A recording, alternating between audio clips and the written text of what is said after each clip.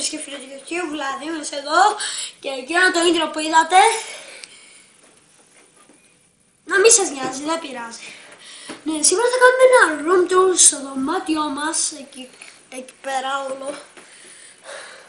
Οκ, τώρα μόλις μπείτε από την πόρτα θα δείτε αυτό εδώ. Αυτή είναι η πόρτα.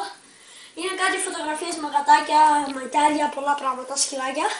Και εδώ είναι φωτογραφίες του Θεού που εγώ μαζεύω. Εκεί πέρα, αυτό είναι το ντουλάπι μας καταρχήν. Όλο αυτό είναι το ντουλάπι. Αυτή είναι η τσάντα της αδελφής μου. Εδώ είναι το πιάνο μου που παίζω. Εδώ είναι ένα αμάξι που το έχω ένα χρόνο. Με πιστόλια.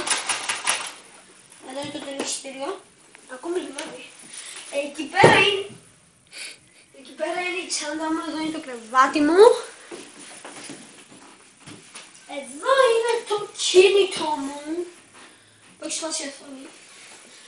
Εδώ πέρα είναι το κρεβάτι της αδελφής μου. Ναι. Εδώ είναι ο αρκούδος της που το αγαπάω. Ναι, τώρα θα πάμε στο γραφείο. Εδώ είναι το μπαλκόνι.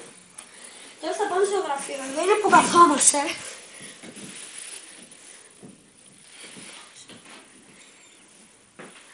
Ναι. Εδώ είναι αυτό για να πλέκεις.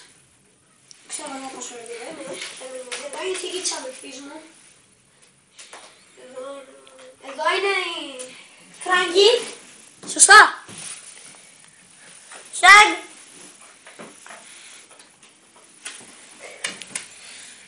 Εδώ είναι η αδελφή μου. Εδώ είμαι εγώ.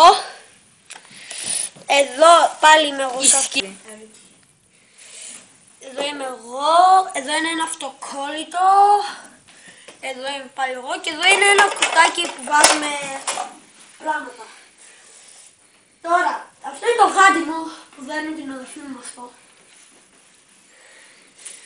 Νομίζω αυτά.